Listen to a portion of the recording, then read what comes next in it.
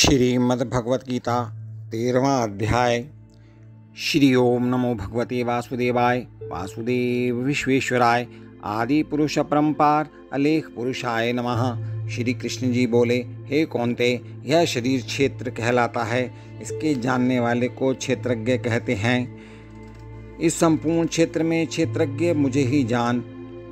क्षेत्र और क्षेत्रज्ञ का जो ज्ञान है मेरे मत से वही ज्ञान है। यह क्षेत्र कैसे रूप का है, उसमें कौन कौन विकार होते हैं, उसकी उत्पत्ति किस प्रकार से हुई और क्षेत्र का क्या प्रभाव है, इत्यादि बातों को संक्षेप में कहता हूँ। सुनो, अनेक ऋषियों ने अनेक प्रकार के छंदों में इसको बताया है। वेदों ने भी पृथक पृथक वर्णन किया है और हित वाले ब्रह्मसूत्र में पदों में भी यह ज्ञान निश्चय किया गया है।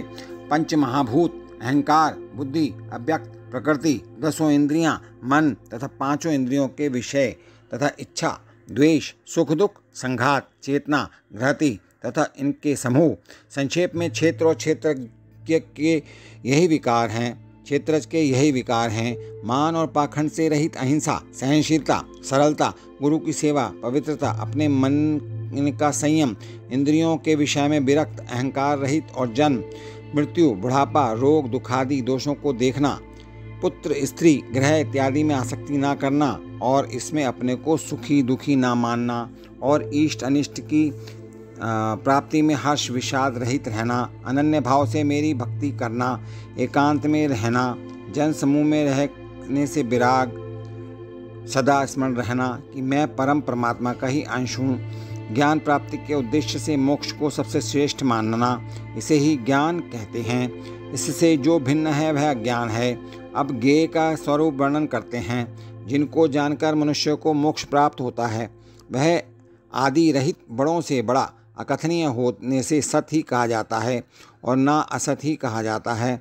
सब ओर उसके हाथ और चरण हैं, सब ओर नेत्र, सिर और मुख हैं, सब ओर कान हैं। वही जगत में सबको घेरे हुए स्थित है। वह सब इंद्रियों के गुणों का प्रकाश है, पर उनके कोई इंद्रिय नहीं है। जिसको किसी से आसक्ति नहीं है, पर जो सबका आधार है, जो स्वयं निर्गुण होने पर भी गुणों का भोक्ता है, जो सब भूतों के बाहर भीतर है तो भी चर और अचर है, जो अत्यंत सूक्ष्म होने के कारण जाना नहीं जाता, जो दूर भी है और निकट भी है, जिसके विभाग नहीं होते पर जो भिन्न भिन्न भागों में विभक्त रहता है, समान रहता है, समस्त भूतों का पालन, नाश और उत्पन्न करने वाला वही ज्ञेय है। वह अंधकार से परे ज्योतिष्मान पदार्थों को ज्योति देता है। वही ज्ञान जानने योग्य पदार्थ ज्ञान के द्वारा जानने योग्य सबके हृदय में निवास करता है। इस प्रकार क्षेत्र, ज्ञान और ज्ञेय इसको संक्षेप में कहा। इसे जानकर मेरा भक्त मेरे पद के योग्य होता है। प्रकृति और पुरुष दोनों ही अनादि हैं और विकारों और गुणों की उत्पत्ति प्रकृति से हुई है। कार्य और कारण को प्रकृति उत्पन्न करती है। पुरुष तो सुख और दुख का भोगता है।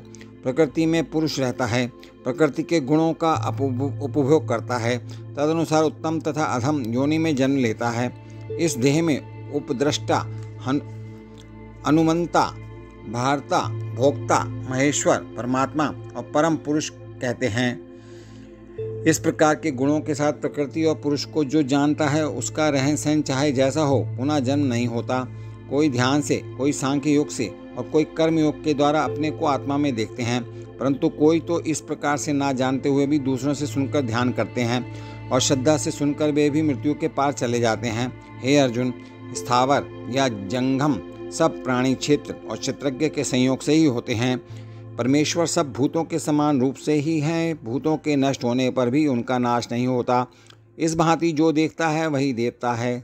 सब में समान रूप से स्थिति परमेश्वर को देखता हुआ जो अपनी आत्मा का नाश नहीं करता वह उत्तम गति प्राप्त करता है। जो यह देखता है कि प्रकृति द्वारा सब कर्म होते हैं और आत्मा करता है वही मानो देवता है। जब वह भिन्न भिन्न भूतों को परमेश्वर के बीच में एक रूप देखता है और उसी से उनका विस्तार देखता है, तब वह ब्रह्म को प्राप्त होता है। हे कौन्ते, अनादि और निर्गुण होने से परमेश्वर अव्यय है। शरीर में रहता हुआ भी वह कुछ नहीं करता, ना उसमें लिप्त होता है। जैसे आकाश सर्वत्र व्याप्त होने पर भी किसी से मिलता नहीं, उसी भांति देह में सर्वत्र व्याप्त यह आत्मा भी इसमें लिप्त नहीं होता। हे अर्जुन, जैसे एक ही सूर्य सारे लोकों को प्रकाशवान करता है, वैसे ही क्षेम समस्त क्षेम को प्रकाशित करता है। जो लोग ज्ञान दृष्टि से क्षेत्रज्ञ का भेद तथा भूतों की प्रकृति देखकर मोक्ष का उपाय जान लेते हैं, वे परम पद को पा लेते हैं। इति श्रीमद्भगवद्गीतासु उपनिषत्सु सुब्रह्म विद्या योग शास्त्रे श्री कृष्ण अर्जुन संवादे क्षेत्रज्ञ विभाग योगो नाम 13वां अध्याय। इस प्रकार श्रीमद्भगवद्गीता 13वां अध्याय समाप्ति। ओम